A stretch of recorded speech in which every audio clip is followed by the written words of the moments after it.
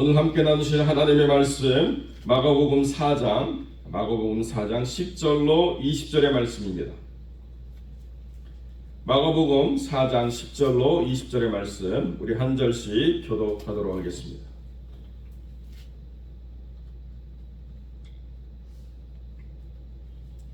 제가 먼저 10절 말씀 봉독합니다. 예수께서 홀로 계실 때에 함께한 사람들이 12제자와 더불어 그 비유들에 대하여 물으니 이르시되 하나님 나라의 비밀을 너희에게는 주었으나 외인에게는 모든 것을 비유로 하나니 이는 그들로 보기는 보아도 알지 못하며 듣기는 들어도 깨닫지 못하게 하여 돌이켜 죄 사함을 얻지 못하게 하려 함이라 하시고 또 이르시되 너희가 이 비유를 알지 못할진대 어떻게 모든 비유를 알겠느냐. 뿌리는 자는 말씀을 뿌리는 것이라. 말씀이 길가에 뿌려졌다는 것은 이들을 가리킴이니 곧 말씀을 들었을 때에 사탄이 즉시 와서 그들에게 뿌려진 말씀을 빼앗는 것이고 또 이와 같이 돌밭에 뿌려졌다는 것은 이들을 가리킴이니 곧 말씀을 들을 때에 즉시 기쁨으로 받으나 그 속에 뿌리가 없어 잠깐 견디다가 말씀으로 인하여 환난이나 박해가 일어나는 때에는 곧 넘어지는 자. 또 어떤 이는 가시떨기에 뿌려진 자니 이들은 말씀을 듣기는 하되 세상의 염려와 재물의 유혹과 기타 욕심이 들어와 말씀을 막아 결신하지 못하게 되는 자요. 함께 읽습니다. 좋은 땅에 뿌려졌다는 것은 곧 말씀을 듣고 받아 30배나 60배나 100배의 결실을 하는 자니라. 아멘.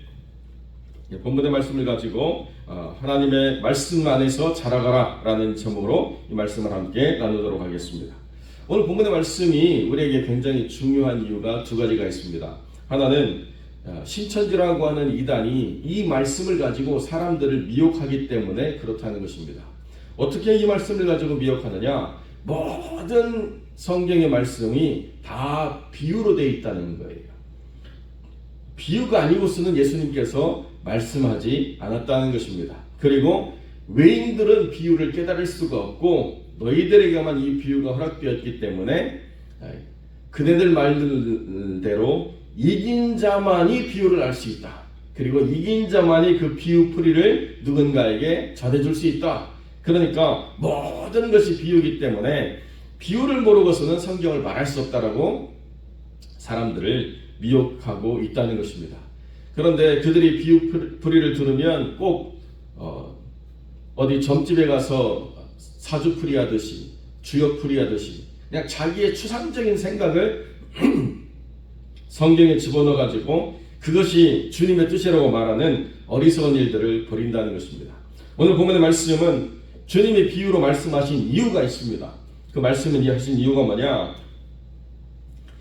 하나님의 뜻을 함축적으로 전달해서 그 말씀이 그 다음 세대에도 그 원형이 그대로 전달될 수 있도록 하는 중요한 상징을 주님이 사용하신 거예요.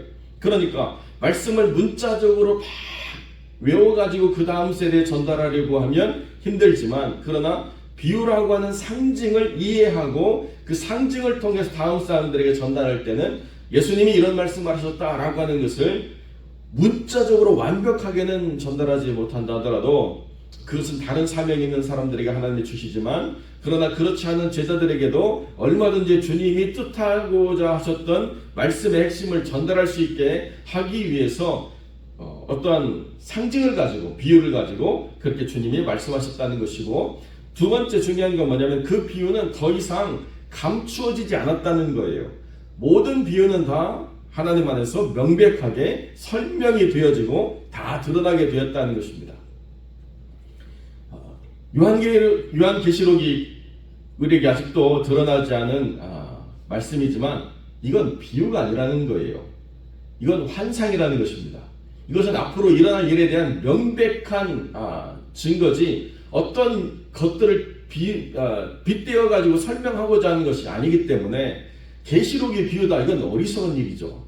그런데 이 말씀 하나 가지고 확장시켜서 사람들을 미혹하니까 이런가 보다 하고 사람들이 빠져들어 가지고 얼마나 많은 사람들이 여기에 미혹당하는지 이로 말할 수가 없다는 것이죠. 아직도 이런 것에 빠져서 살아가는 사람들이 너무나 많은 한국을 볼 때 참 안타까운데요. 비유는 더 이상 감춰진 신비가 아니다. 그리고 비유는 모든 것을 핵심적으로 전달하기 위한 함축적인 내용을 담기에 적절한 것이기 때문에 주님이 이것을 사용하셨다라고 하는 것을 우리가 이해해야 된다는 것입니다. 그러면 왜 누구는 그것이 설명되어지고 누구는 그것이 설명되어지지 않느냐라고 이야기할 때 여기 지금 듣는다라고 하는 것이 주님이 부르시는 부르심에 반응하지 않고 그냥 돌이켜 자기의 길로 걸어가는 사람들에 대한 지금 제약이 있다는 것이죠. 그러니까 그 주님의 말씀을 듣고 깨달아서 주님의 제자가 되기를 원하는 사람들은 끝까지 남아서 그 말씀의 의미를 깨닫고 주님께 붙잡힌 바 되어서 오늘 우리가 읽은 말씀대로 30배, 60배, 100배의 결실을 하는 자가 되는데 그렇지 않은 사람들은 결실치 못함으로 결국에는 회개치 못하고 넘어지는 자가 될 수밖에 없다라고 주님이 미리 전제를 해두고 계신다는 것입니다. 그리고 난 다음에 비유로 네 가지 밭에 대해서 말씀하는데요. 첫 번째가 길가에 뿌려진 씨앗, 말씀의 씨앗이라는 거죠. 길가에 뿌려졌다라고 하는 것은 결국 그 말씀이 자라날 수 있는 환경이 전혀 그 영혼에 주어지지 않았다는 거예요. 그것을 위해서 살아가지도 않고 길이라고 하는 것이 주님을 따르는 길이 아니라 세상을 향한 길이 되어버렸다는 것입니다. 그러니까 말씀이 떨어졌을 때 즉시로 오는 것이 사단이었다는 거죠. 사단이 즉시로 와서 그 말씀을 뺏어감으로 말미암아 말씀이 그 마음에서 존재하지 않도록 순식간에 사라지도록 하는 영적인 회방이 있는데도 자극하지 못한다는 거예요. 그냥 우리가 옛날에 시골에서 길가에 무언가를 작물이라도 한 번 더 키우려고 하는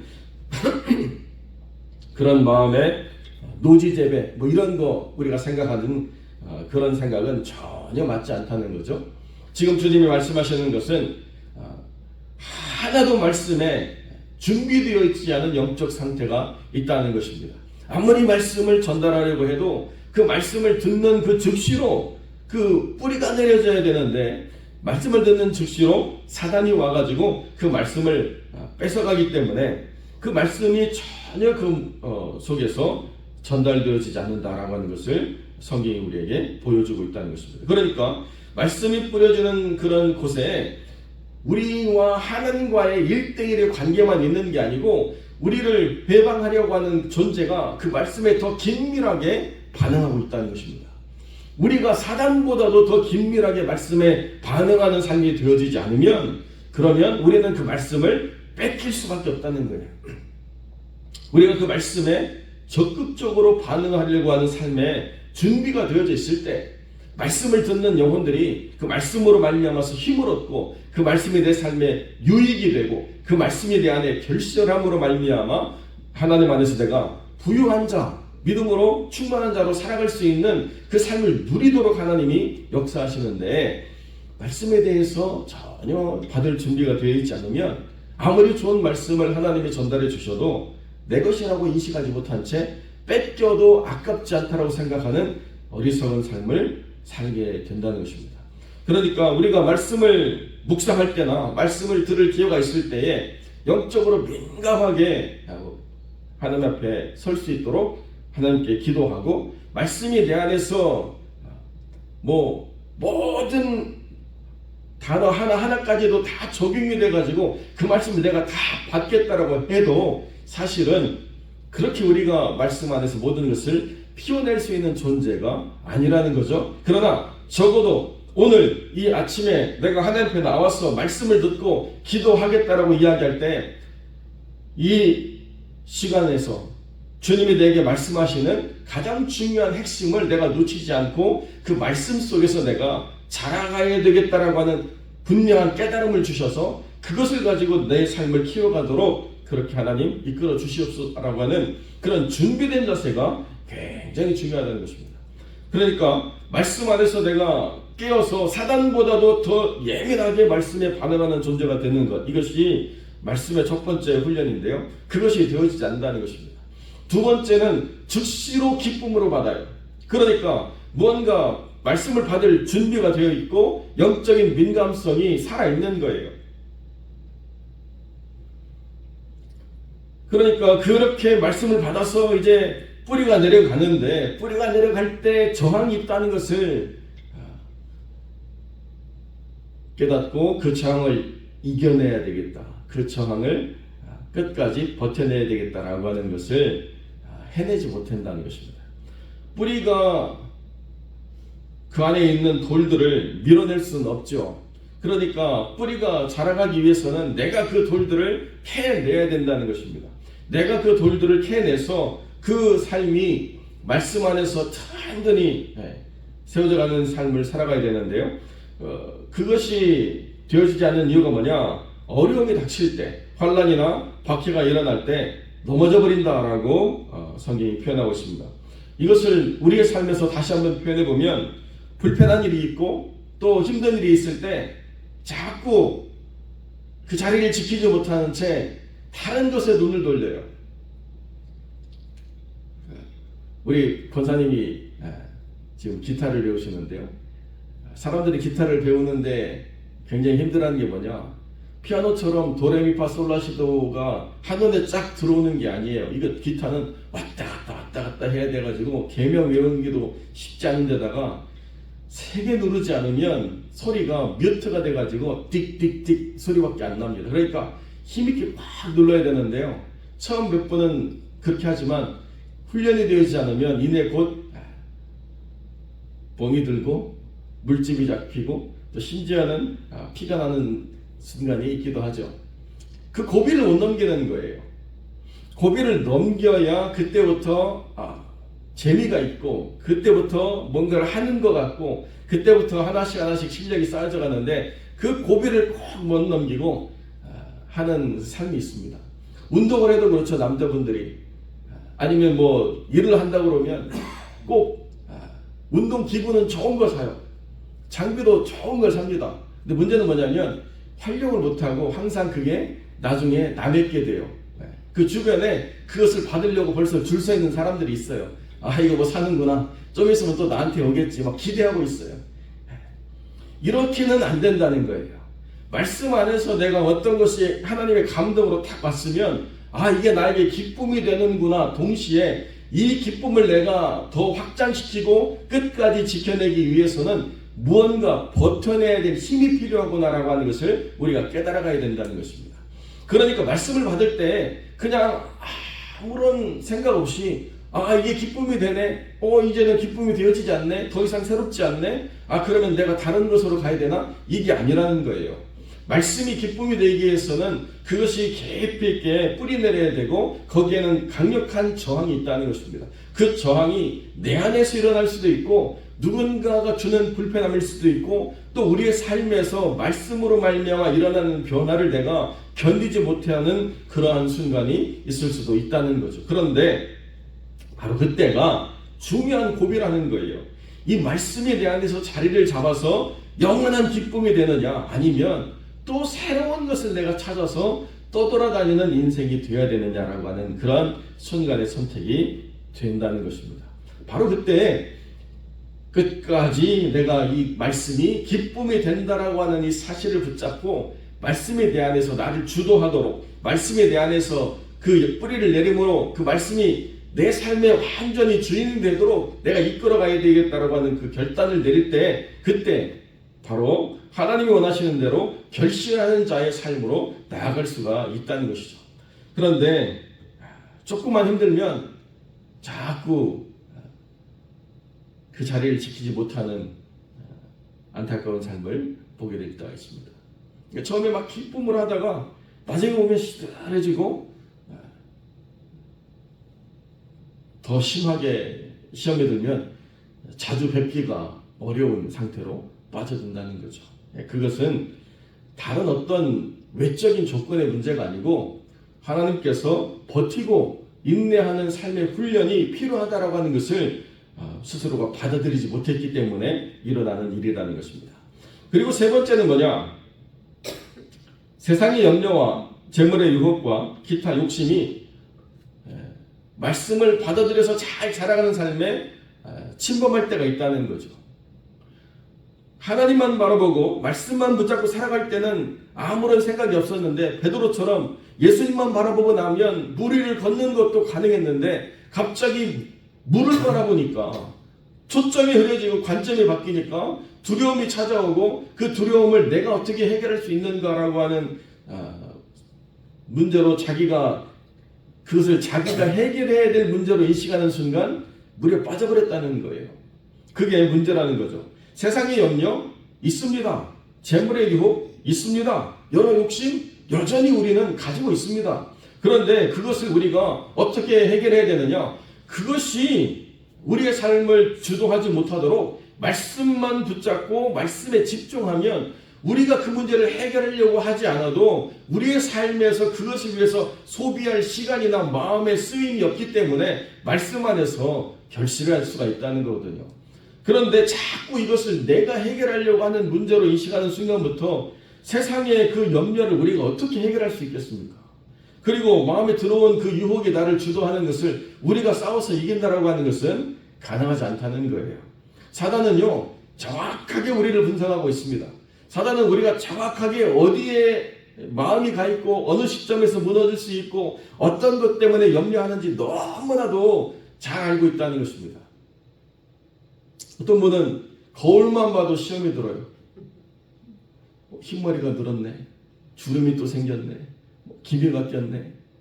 그 순간부터 하루의 기쁨이 다 사라지는 거죠. 여러 가지 삶에 힘들고 어려운 순간들이 있을 수가 있습니다. 우리 눈으로 들어오는 것, 우리 귀에 들리는 것, 우리의 몸이 바뀌고 변화되는 것 하나하나가 다 우리의 염려와 근심과 불편함이 될 수가 있다는 거죠. 그런데 그때 이 모든 것들은 다 지나가는 것들이다. 우리는 영원한 하나님 나라 안에서 염려와 근심과 걱정이 없는 삶을 살아가게 될 것이다. 하나님이 우리에게 주시는 것은 썩어질 것이 아니고 썩어지지 아니할 영광이다라고 분명히 선언하고 말씀을 붙잡아야 된다는 거예요. 저 아내가 요즘 이사 때문에 몸이 바쁘기보다도 마음과 생각이 많이 바뀌는데요. 그런데 말씀을 준비하면서 드는 것이 뭐냐? 우리의 모든 관심은 지금 살고 있는 집이 아니에요. 우리는 이제 곧 갈 집에 관심이 다 있는 것입니다. 그러니까 지금 살아가는 집에 어떤 불편함이 하나도 불편함이 아니에요. 냉장고가 집에 원래 설치되어 있던 냉장고가 작동을 안 해가지고 음식이 제대로 보관이 안 된다? 전혀 걱정이 없습니다. 그 무슨 문제입니까? 우리 문제가 아니에요. 그거는 우리는 이내 곧 가서 하나님 안에서 우리가 살아갈 삶에 아무런 장애가 없다는 것입니다. 우리가 살아가는 이 육신도 마찬가지라는 거예요. 염려와 재물의 문제로 우리가 고민할 때, 그리고 어떤 욕심이 우리를 주장하려고 할 때 우리가 멈춰야 된다는 것입니다. 이것은 영원한 것이 아니다. 이것은 잠시의 기쁨을 우리 위해서 영원을 포기하는 어리석은 선택이 될 수밖에 없다. 그러므로 나는 말씀이 의도하는 대로 살아가겠다라고 결단하고 그것들을 싸워 물리칠 때 우리 안에서 하나님이 주신 참된 자유와 하나님이 주신 참된 기쁨으로 말미암아 말씀이 우리를 온전케 하고 말씀이 우리를 담대하게 하고 말씀이 우리를 능력 있게 하셔서 세상의 염려를 능히 이기고도 남음이 있는 재물의 문제를 얼마든지 다루고 주장할 수 있는 그런 하나님의 지혜를 주는 이 모든 역사를 우리가 경험하게 된다는 것입니다. 그러니까 어떤 사람은 30배의 결실을 받기도 하고 어떤 사람은 60배의 결실을 받기도 하고 어떤 사람들은 100배의 결실을 받기도 하는 결과가 이어지게 된다. 모든 사람들이 다 균등한 결과를 얻는 것은 아니다. 그러나 말씀을 붙잡는 삶에는 반드시 결과가 있고 그 결과로 말미암아서 하나님은 좋은 땅이라고 하는 하나님의 선언을 받게 된다라고 하나님이 말씀하신다는 거죠. 그러니까 어떤 결론을 내든지 하나님 안에서 말씀에 합당한 결론이 나면 그 땅은 좋은 땅이라는 거예요. 서로를 비교할 필요가 없다는 거예요. 마가복음은 30배, 60배, 100배지만 마태복음은 100배, 60배, 30배거든요. 많은 거 먼저 마태가 얘기했다면 누가는 100배를 결실한다고 얘기했습니다. 가장 높은 목표를 제시하고 끝나버렸다는 거예요. 복음서의 저자마다 강조점이 다 다르지만 중요한 건 그 밭이 좋은 밭이라는 거예요. 하나님 원하시는 열매를 내면 좋은 밭이라는 것입니다. 우리의 생각에 왜 나는 100배가 안 될까? 아니라는 거예요. 하나님은 그렇게 따지지 않는다는 것입니다. 우리는 말씀에 반응해서 사단보다도 더 예민하게 말씀에 집중하고 인내를 통해서 그 말씀을 키워가고 세상의 염려와 또 재물의 유혹이 우리를 시험할 때 말씀 붙잡고 승리함으로 말미암아 하나님이 원하시는 삶으로 바뀌고 변화되는 그 모습을 드러낼 때 하나님은 우리를 충성된 종이라고 받아주신다는 거죠. 그러니까 우리가 이 땅에서 누려갈 모든 것들은 우리의 삶이 누구에게 속해 있는가를 드러내는 것이고 어떻게 말씀과 동행하는 삶을 살아왔는가를 드러내는 하나의 과정일 뿐이라는 것입니다. 사랑하는 성도 여러분, 이 땅에 많은 도전과 많은 유혹과 많은 장애물들이 있습니다. 그런데 주님이 뭐라고 말씀하시느냐? 말씀과 동행하라는 거예요. 말씀과 동행하면 우선순위를 세우면 그러면 하나님 안에서 그 모든 문제는 우리가 이겨낼 수 있고 해결할 수 있는 것으로 바뀌고 더 나아가서 하나님이 그 문제를 다루시는 것을 우리가 경험할 수 있게 된다. 그러므로 말씀에 민감하시고 그 말씀의 열매를 드러내기 위하여 그 말씀과 집중하고 말씀과 동행하는 삶을 살아내는 복된 영혼들이 되시기를 주님의 이름으로 간절히 축원드립니다.